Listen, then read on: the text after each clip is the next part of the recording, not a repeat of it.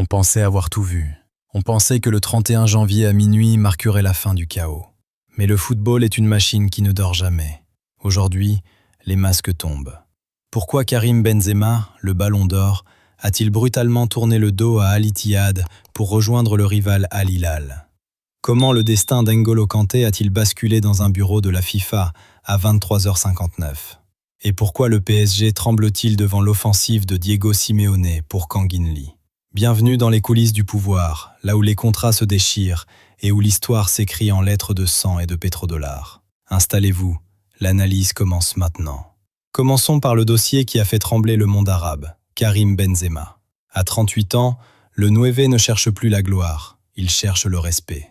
Le divorce avec Al Ittihad n'est pas qu'une question de terrain, c'est une insulte contractuelle. Selon nos sources, la nouvelle proposition de contrat contenait des clauses de performance jugées humiliantes par l'entourage du Français. Benzema se sent offensé. En rejoignant Al Hilal, il intègre la machine de guerre de Simone Inzaghi. Tactiquement, c'est un coup de génie. Imaginez Benzema dans ce système en 3-5-2 ou 4-3-3 hybride, capable de décrocher pour organiser le jeu, laissant les ailes aux flèches saoudiennes. Al Hilal ne récupère pas juste un buteur, il récupère un cerveau. C'est une réponse directe à l'hégémonie de Cristiano Ronaldo à Al Nasser. C'est la géopolitique du football à son paroxysme. Si vous pensiez que le plus dur pour un joueur était de tacler, essayez de remplir un formulaire TMS à 3 minutes de la clôture. Le transfert d'N'Golo Kanté vers Fenerbahçe est un miracle administratif. Un document mal scanné, un serveur qui sature, et c'est toute une carrière qui peut rester en salle d'attente pour 6 mois. Kanté en Turquie, c'est l'alliance de la ferveur et de l'humilité. Fenerbahçe signe ici le coup du siècle. Pourquoi? Parce qu'à 6 mois de la Coupe du Monde, N'Golo a besoin de rythme.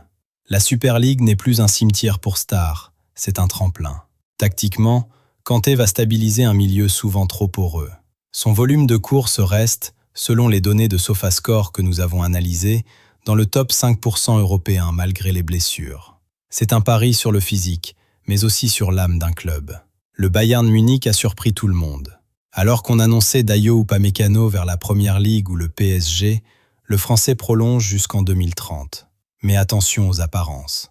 En analyse approfondie, on réalise que cette prolongation est une protection de valeur. Le Bayern a inclus une clause libératoire activable en 2027. C'est un message. Il reste, mais le prix est fixé. Pour Upamecano, c'est la sécurité en Bavière. Tactiquement, il reste le premier relanceur de cette équipe. Sa capacité à briser les lignes par la passe est vitale. Malgré ses erreurs parfois criantes en Ligue des Champions, le Bayern sait qu'il n'y a pas de défenseur plus complet sur le marché actuel pour un prix raisonnable. C'est un mariage de raison, plus que de passion. Arrivons au dossier qui divise la capitale. Kang In-lee et l'intérêt de l'Atlético de Madrid. Pourquoi Diego Simeone, l'apôtre de la souffrance et du bloc bas, veut-il la finesse technique du Coréen? C'est simple. La créativité. L'Atlético manque de ce joueur capable d'orienter le jeu sous pression, de ce meneur excentré qui peut repiquer dans l'axe. Pour le PSG, c'est un cauchemar stratégique. Kang In-lee n'est pas seulement un joueur, c'est un pont vers le marché asiatique. Vendre Kang In-lee, c'est perdre des millions de revenus marketing, mais c'est peut-être libérer une place pour un profil plus athlétique souhaité par Luis Enrique. Le journal Mundo Deportivo est formel. Matteo Alemany prépare une offre colossale. Paris va devoir choisir entre le portefeuille et le terrain. C'est le dilemme moderne par excellence. Le football est un cycle éternel. N'oubliez pas, le savoir est une arme, et sur le terrain, c'est la seule qui compte vraiment. Si vous avez aimé cette immersion, un like aide énormément la chaîne. Abonnez-vous pour ne pas rater notre prochain dossier sur les failles tactiques du Real Madrid. On se retrouve très vite. C'était votre dose d'expertise. À bientôt.